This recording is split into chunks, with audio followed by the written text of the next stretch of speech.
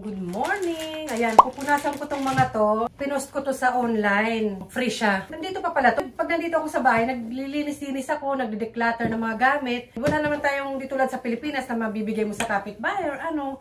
Kaya binibigay ko usually dun sa ibang kaibigan ko pag kailangan nila, lalo na yung damit or something, ano pa. Pero usually, pinopost ko sa isang Facebook group dito sa Japan. Ito, bigay lang to ng kamag-anak ng asawa ko. Ito naman, bigay ng kaibigan ko ng kay bunso ng mga anak ko. Meron naman kami ganito, kaya nagdami tuloy. And ito, nalinisan ko na. Meron pa itong ganito. Pag nagbabat, ayan.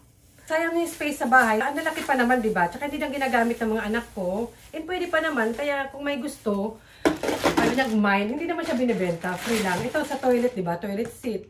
Ayan, pag nagtitraining yung bata. Sayang din naman, diba? Maayos pa, malinis. Silinisan ko na to eh. Kaya kung may gusto, bibigay ko. Iba, tinapon ko na lang na may sirap na. Ito, bili to ng lola nila pa, kaya ate. Yung isa dito, dalawa to eh. Yung isa dito nandun na, na-dispatch ako na matagal na panahon na. Ito naman, nakatago to sa isang cabinet dito. And dahil nandito nga ako sa bahay na tambay, dahil malamig na, dito na rin ako nag-workout. Kaya ayan, nilinisan ko lang para hindi naman nakakahiya. And wala akong proper na bag. I-pick upin mo mga 10 eh. Nandun na yung mga anak ko sa school. Wala akong proper na bag na pwede silagay. Pero dito na sa basurahan, sis. Nakaloka ka. Gusto ko lang kasi siyang ilagay din sa bag. Ang ganyan. Nakapag-declutter na ako marami na before. May bodega naman kami para dito ilagay. Kaso naisip ko, kaysa naman ilagay sa bodega, makakalimutan na naman, di ipigay na lang sa kailangan. Last time nakapag-declutter din ako ng mga sapatos, something. Ayun, buti lang may nagkuha. Hindi sayang, diba? Hindi ko alam kung ano na nag-jump. Bumili nga ako sa 100 yen shop nito eh. Ito. Pero di pa rin kasya talaga. Ano ko na, trinay ko na. Sana yung mag-pick up is naka-car siya. Nalagay ko na nga lang to sa baby stroller namin eh. Doon ko sasakay. Kasya naman. Nandiyan pa naman eh. Gusto ko na rin yung ma-dispatch siya. Gusto ko na rin yung mawala. Yung mga dapat mawala sa buhay natin. Di ba naman? Pinagput ko din. Wala naman. Totoo naman. Sayang din naman to. Nakatago kasi doon. Ibigay na lang sa kailangan ng gusto. Kasi naman na to. Ganyan. Pero bulky kasi. Nilinisan ko lang siya nito para hindi naman masyado nakakahiya, diba? And siguro, pag wala siyang proper bag, bigay ko na lang din ito. Ayan. Yung dati namin na baby stroller na dalawahan na upuan, ito, binili ko lang din yan sa Facebook group dito sa Japan. Sayang din naman, diba? Kaysa bumili ka ng bago, tapos saglit na naman gagamitin. Ayun, pinaglakihan na. Kailangan ko yung malaking naging tulong sa akin nun. Kasi dalawa sila, diba? At least nakaupo sila, komportable habang namamasyal kami. Before kami magkaroon ng bike noon, minsan lumalayo kami, mamasyal, kailangan talaga ng ganung stroller. Kaso malaki. Tapos after noon, nabili ko rin doon, binenta ko rin after. So sayang din naman pambili ng merienda ng mga anak ko. Pati yung toilet seat, nabenta ko ng 500 yen. Basta pick up lang. May nag-request ng, ano ba yun? Yung i-deliver daw online. Sabi ko, hindi, gusto ko pick up lang. Matrabaho pa yun eh. Ito rin, matagal nang nawala dito sa bahay. Basta marami pang iba. Mga damit ka ng anak ko, mga bago-bago pa. Yung mga dress-dress ni ate, diba? Binigay ko na lang din. Kasi nanginayang talaga ako. Kaya naman, diba, magamit pa ng iba. Ito, magbibihis na ako. Ito rin, natanggal na to. Lumuha na rin yung ano namin dyan. Matagal ko na rin yan sasabi sa asawa ko na gusto ko linisan kasi maalikabok talaga. Nalinisan ko man siya, pero yung palaglag na, malalaglag na talaga siya. Wala na akong picture eh. Pero may pagkasira na rin talaga siya. Kaya tinanggal ko na kagabi, baka masira. Mabuti na lang yung light, okay naman. Yung shade lang. Basta, yung nakalagay dito, diba? Kaya nagtataka ako. May mga nalalaglag na ganito dito sa carpet pag nagbabacuum ako. Akala ko, laruan ni Bunso. Yung mga ganito kasi may mga toys si Bunso na ayun. DIY sila. Ganito. Akala ko yung mga ganyan. Pag nababacuum ako. Ito pala. Ayan. Ngayon ko lang na-realize ay kagabi na ito pala siya. Kaya pala parang tumatabingi na. Ayan. Malinis na nga siya. Ito yung picture. Malikabok na malikabok. Ano. Ayan. Parang pwede pa naman siyang ayusin siguro. Ewan ko. Kay Papa. Bili daw bago. Mapera. Ayan. Pwede naman siyang bitbitin actually. Abot ko lang naman ito. Mabilisan lang naman yun. Nakabihis na ako. Ayusin lang talaga. Nadarating talaga. Dahil ayan. 20 minutes pa. Before mag-10. Hindi na ako lalabas ng bahay pag nandyan na talaga. Para sigurado bang mukha naman akong tanga doon. Kasi ako nakabihis na. Magpo-post na lang. Ito yung baby stroller namin. Kita niyo ba? Ayan. Okay pa to. Tagal na nito. Simula ng baby pa sila ate. O kamay na lang kaya. Para bilis. No. Tingin nyo. Hindi naman sa magbigat. Basta siguradong darating, di ba? Tingin nyo ba? Tapos nihatid ko na. Ito ganyan. May ano. Wala pa eh. Nakakamiss. Para akong may baby. 10:30 na.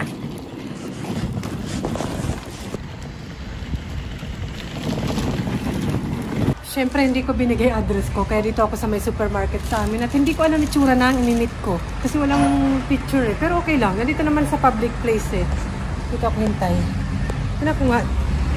Pag may message naman yung pag nandito na eh. Hindi pa naman siya sumasagot kung naka-car siya. Kasi wala akong proper talaga na bag. Pero dinala ko yung isang bag. Tayo.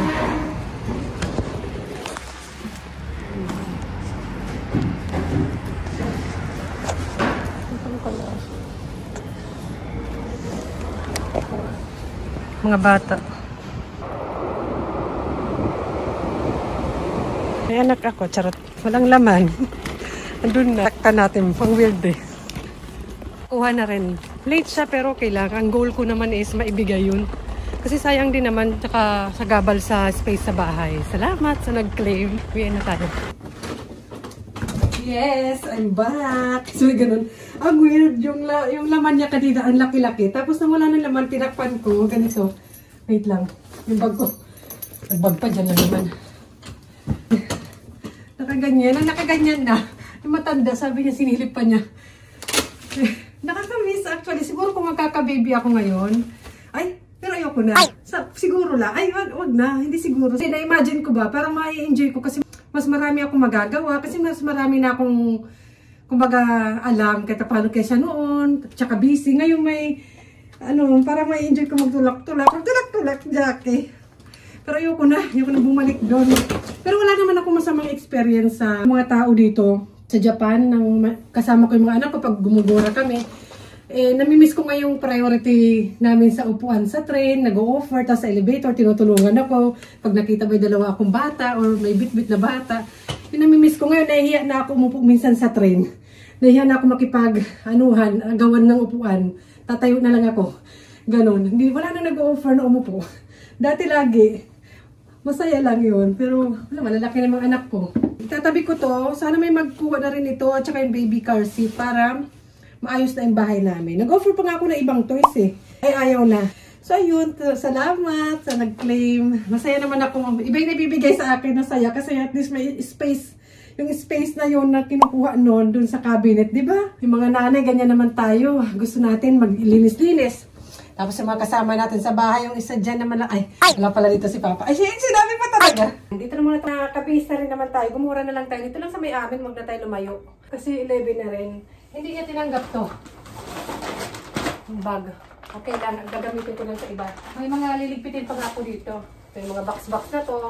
Eh, kasi naglilinis-linis din ako. May unboxing pa to. Ito malaki yan. Tingnan natin kung ano naman yan. Ingura muna tayo. Tingin tayo ng yung ito. Panglagay. Dito lang sa Muji. Yung Nitori, tsaka IKEA. Malayo kami sa IKEA eh. IKEA yata. Yun yung amin. Tara, nakabisa naman tayo. I-rampa na natin tong base natin. Pero maglakad lang tayo para exercise na rin. Tara, Gora. Hindi na ako mag-i-scarf. Papawisin ako eh. Papawisan din ako pag maglakad.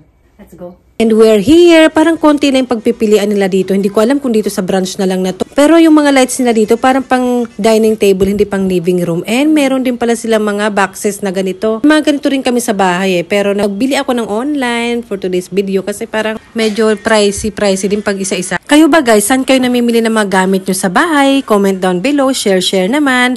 Minsan may nagpo-post din sa Facebook na second hand or sa mga second hand store, meron din. Check nyo rin doon. Ito parang kailangan to ni ate kasi sa mga abubot niya, di ba yung anak kong babae, ang dami mga abubot. Pero titinan ko muna kung ano yung dapat or kailangan niya bago tayo bumili. Para din sigurado, kaya nga nagbabawas tayo ng mga gamit sa bahay. Mamaya na naman is, kailangan ko na naman siyang i-declutter. Sayang din naman, di ba? Kung pwede lang walang masyadong gamit para madaling maglinis, di ba? Pero hindi pwede. Sale na yan guys, pero sukat natin. Sukat lang. Ay bagay oh. Ay, hindi ko yung bibilhin for sure.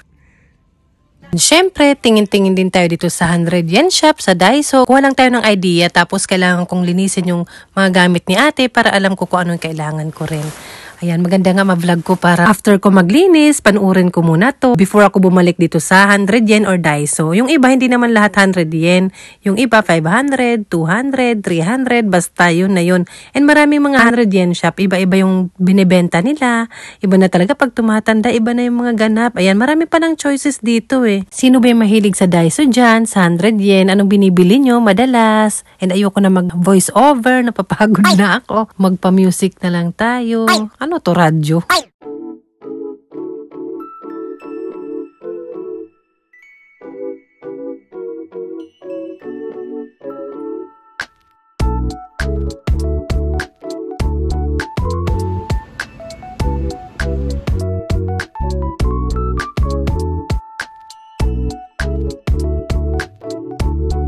Pag makapaningin naman ako, parang bibili. Parang ang ganda ng idea na to. Babaguhin yung dito ng ref nyo. Parang ganito. Ganyan.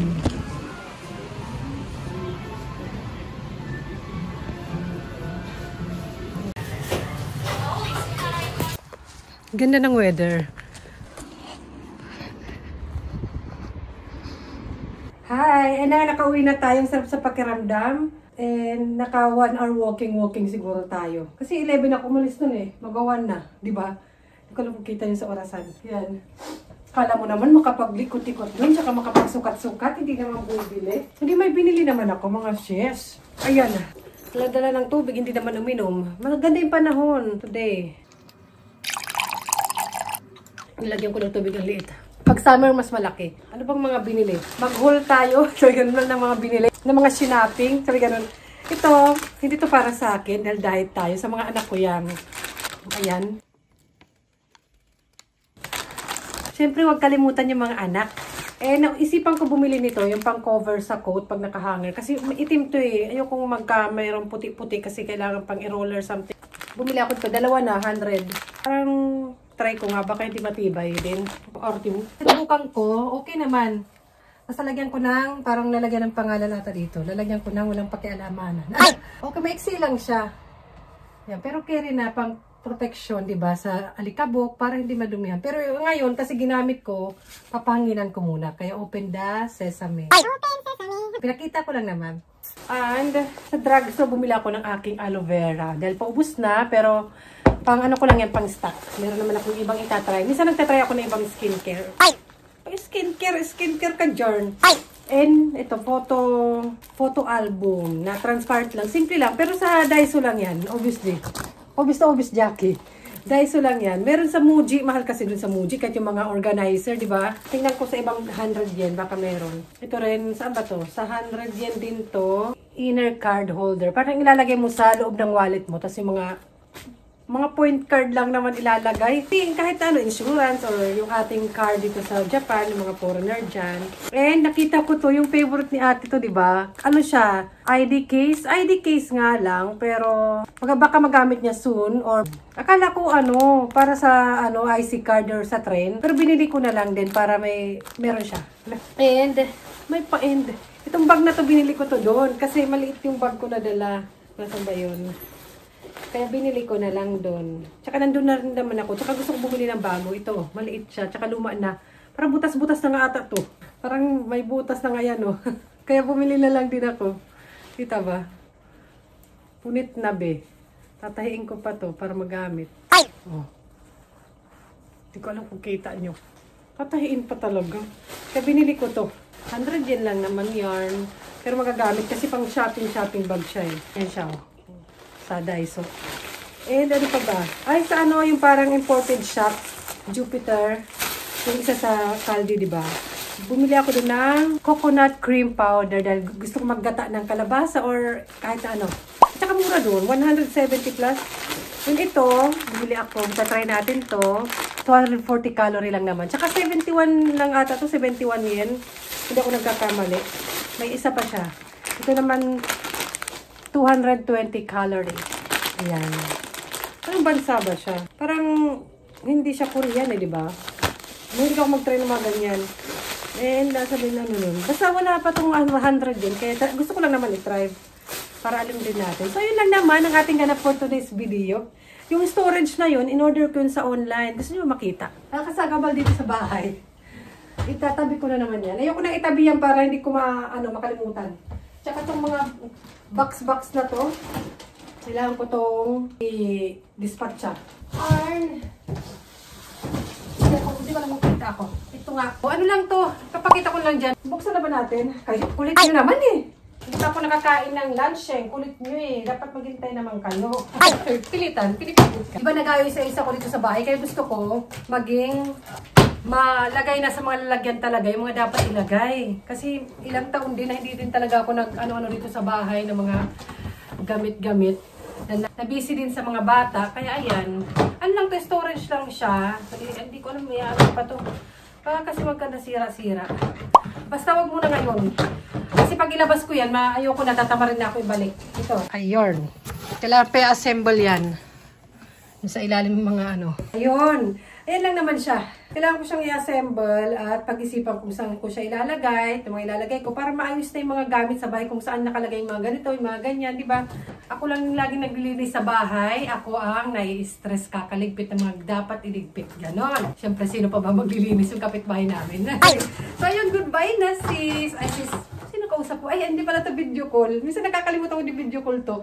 So, ayun, bye-bye na. Sana nag-enjoy kayo sa pagsama sa akin for today and more declutter, more linis tayo for today's video. Dahil mag-New Year na, 2025 na soon. So, siguro kaya din ako nagliligpit-ligpit nagtatanggalan ng mga dating mga laruan ng mga anak ko kasi bago na nga yung mga gusto nila. Tulad si ate, hindi na siya mahilig sa mga pink-pink, mga iba na, may specific na character na siya na gusto. Specific. Saan banda? Tingnan nyo. Ang daming kung anik-anik. Sa taas. Tinanggal ko na yan eh. Pero binalik-balik niya or may mga bago na naman siyang gusto. Kaya ayan, naisipan ko bilang siya nito. What's to eh? 100 yen. Ayan. Wala akong nakitang ganito. Kaya nag-iisip ako. Ayan, marami siyang mga kung anik-anik. Wala, parang ginawa lang nila to. Wala, baka masira pa. Sorry naman. O, gawa lang. Ayan, mga bracelet. Ayan, gawa niya yan. Ito. Gawa niya lang yan. Sa 100 yen shop yung binili. Oh. Sayang din naman eh. Kaya yan yung mga bit niya. Ito yung kanyang pinaka-favorite. Nako. Kahit pagka-tissue. Kahit pagka-eraser. Ayan. Galing yan sa friends niya. Bye-bye. Susunod ulit pagod na ako at saka gutom. Bye.